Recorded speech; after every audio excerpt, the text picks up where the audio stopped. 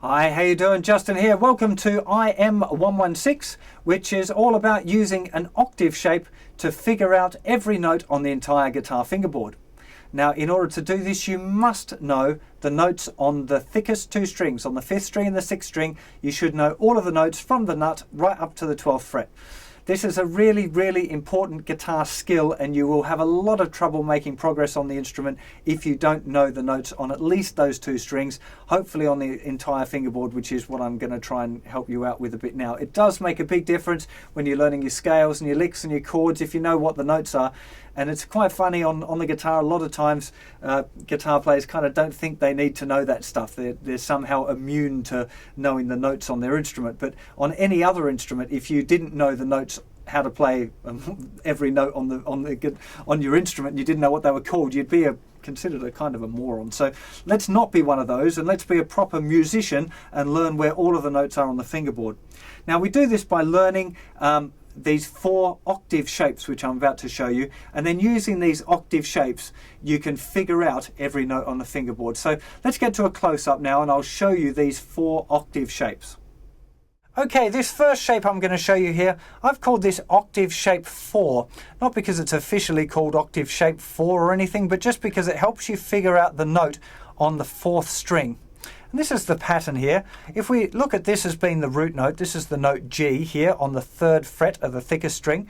If we go down 2 strings and 2 frets further up the neck, we get to another note G. And this works, of course, with any note. If you've got a note on the 4th string, anywhere on the neck, if you count backwards 2 frets and 2 strings up toward the ceiling, you get to another note. You can hear if you play them that they sound right there. They sound like the same note. So this is what I'm calling octave shape 4. Now the next one, it's actually exactly the same shape, but down toward the ground 1 string. I've called this octave shape 3 because it helps you find the note on the 3rd string. Again, of course, there's our root note. We go down toward the ground 2 strings and then up 2 frets. And we end up with this octave shape 3. So octave shape 4, octave shape 3. Exactly the same thing, just over a string. Now the next one, which I've called octave shape 2, slightly different. Here we've got the root note here on the 5th string. We're going backwards 2 frets and up 3 strings. And we figure out, I've called it octave shape 2 because it gives us what our note is on the 2nd string. Very important.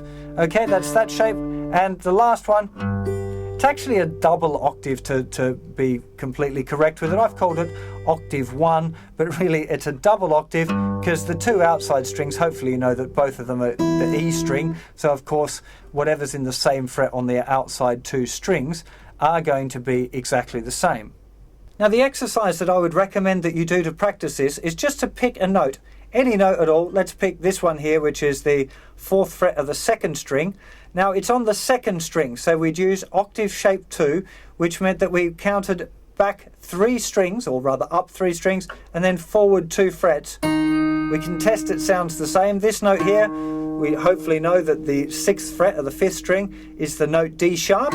So this note here is also the note D sharp. Hopefully you're getting the idea of this. If we wanted to know, say, this note here, which is the 2nd fret of the thinnest string, which is the 1st string, we'd use octave shape 1, and we just count it over, look over to the thickest string, it's the note F sharp. So that note there is the note F sharp.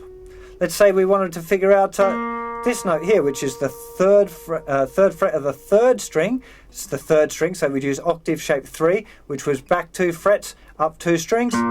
We'd end up with this note, which is the note, hopefully you know, 1st fret of the 5th string is the note B flat. So really what I'd recommend you do is just pick a note anywhere on the thinnest 4 strings, just anywhere right up the neck, off the screen, wherever you like on the neck, pick a note and then use the correct octave shape to figure out what that note is. Now it will take a little bit of practice, but not that much. If you go through and you're just going to find out and you learn your octave shapes get used for playing a lot as well. They're a really useful thing to know. But in this instance, we're using it for a kind of little basic bit of music theory to figure out where all of the notes are on the fingerboard. It's lots of fun doing this. Will take a little bit of practice.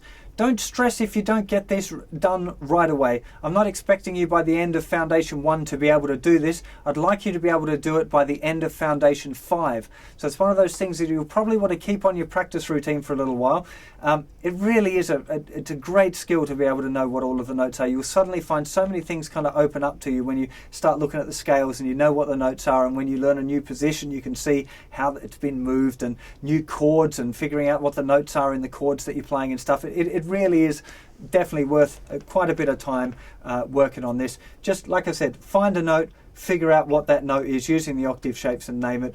It'll probably take you a little while to get it, so you can do it instantly, but that's what you should be aiming for. Really good skill. Remember, there's always help at hand at the forum. If you go to justinguitar.com/forum, there's plenty of people around, including me, to help you out with any issues that you may have and help you getting all of the notes on the fingerboard into your memory as quick as you possibly can.